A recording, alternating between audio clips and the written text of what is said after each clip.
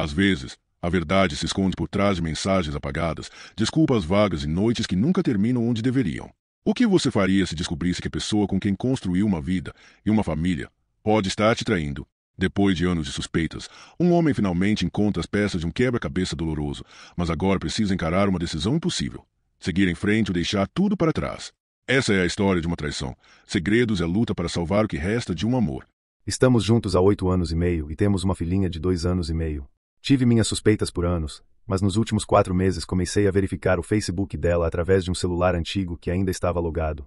A primeira coisa preocupante que notei foi que ela entrava em contato com caras para conversar, 90% das vezes depois da meia-noite.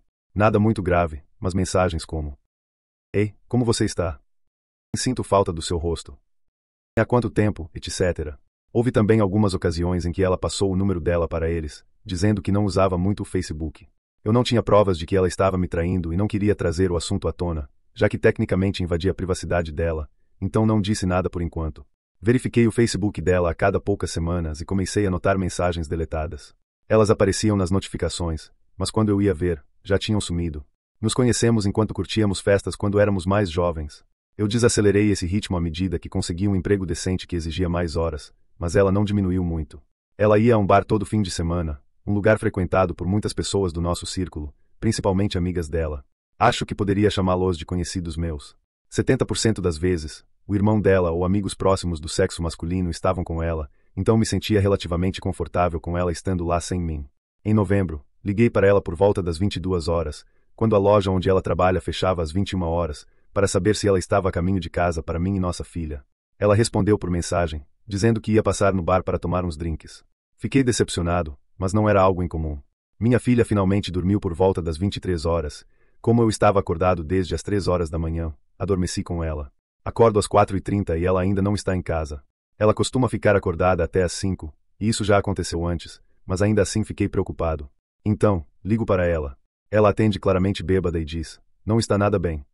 Ela me conta que está falando com a polícia e precisa desligar o telefone. Pergunto onde ela está para tentar ajudar na situação ou, pelo menos, evitar que o carro seja rebocado. Ela estava com um amigo nosso, alguém que ambos conhecemos, junto com seus irmãos.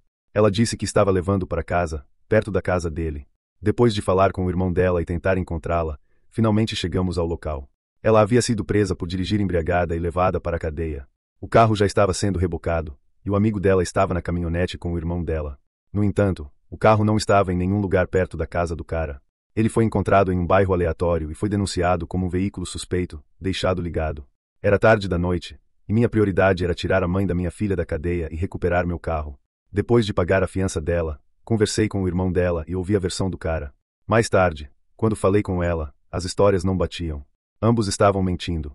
Imediatamente a confrontei, dizendo que o que ela falou não fazia sentido com o que eu tinha ouvido. Ela apenas ignorou e disse: "Não lembro, eu estava bêbada." A trouxe para casa, e ela ficou com nossa filha enquanto fui com o irmão dela buscar o carro no pátio. No caminho, contei ao irmão dela que as histórias não coincidiam. Ele admitiu que tinha suas suspeitas, mas não queria tirar conclusões precipitadas.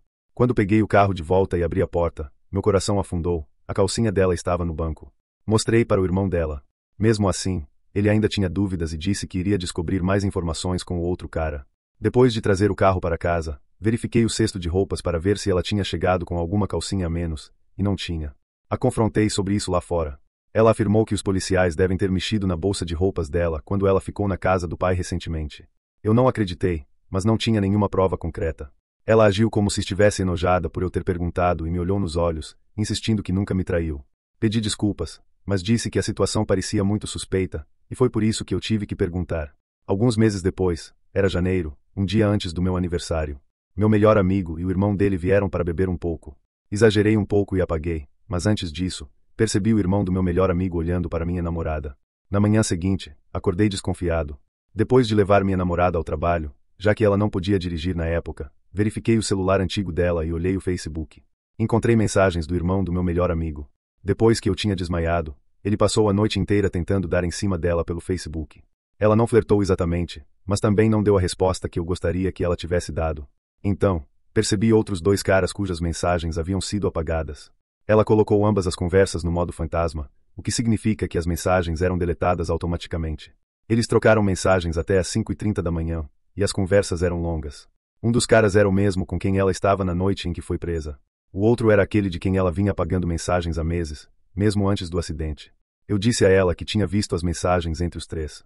Por mensagem, ela confessou sobre o irmão do meu amigo, mas agiu confusa e disse que não sabia do que eu estava falando sobre os outros dois. Apenas respondi com um simples ok. Foi aí que ela desmoronou. Ela respondeu: não sei o que você leu, mas me desculpe. Eu te amo e não quero acabar com nossa família. Pedi que ela confessasse porque, naquele momento, eu ainda não tinha provas concretas, todas as mensagens estavam apagadas. Mas não deixei que ela soubesse disso. Ela continuou desviando do assunto. Quando a pressionei sobre a prisão, ela repetia: você teria que perguntar. Não sei do que você está falando. Eu disse: como posso acreditar em você se nem consegue confessar o que fez? Eu já sei, tenho as mensagens. Finalmente, ela admitiu, dizendo que era basicamente só palavras e besteira. Apertei ainda mais. Que palavras? Para quem? E o que aconteceu na noite da prisão? Ela continuou fugindo. Não sei. Pessoas. Nem sei por quê. Isso continuou por um tempo. No final, disse a ela que nos veríamos quando eu fosse buscá-la no trabalho. Naquela noite, quando chegamos em casa, saímos para conversar. Continuei dizendo que tinha visto as mensagens e precisava que ela confessasse. Ela finalmente admitiu que dormiu com o cara na noite da prisão. Também confessou que o outro cara, aquele de quem ela vinha apagando mensagens, tinha enviado mensagens explícitas para ela por meses. Esqueci de mencionar que havia outro cara no bar regularmente. Nas últimas 2 semanas, estamos tentando lidar com isso, mas ainda é difícil. Ela continua dizendo que quer seguir em frente e não ficar presa ao passado. Mas é impossível para mim tirar isso da cabeça, todas as mentiras e traições. Fiz tudo o que pude pelo nosso relacionamento. Agora, sinto que não posso confiar em ninguém. Mas, apesar de tudo, ainda a amo. Disse a ela que tentaríamos fazer funcionar. Mas a verdade é que isso me corrói todos os dias. Para ser sincero, acho que a única coisa que nos mantém juntos agora é nossa filha. Vim de uma família destruída, e não quero que ela cresça assim. Não sei se sou fraco por ficar ou forte por tentar consertar as coisas.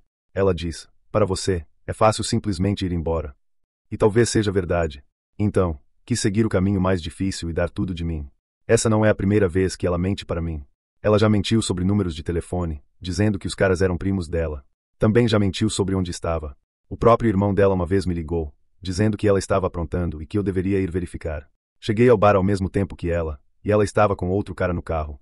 Quando me viu, saiu dirigindo e disse que não era nada. Mas suas ações me mostraram outra coisa. Ambos esses incidentes aconteceram antes do nascimento da nossa filha. Achei que ter um filho juntos traria um novo capítulo para o nosso relacionamento. Acho que estava errado. Nunca pensei que isso aconteceria comigo. Estou perdido. Por favor, me ajudem. O que você achou dessa história? O que você achou das atitudes desse homem traído? O que você faria no lugar dele? Deixe seu like e se inscreva no canal para mais histórias como essa.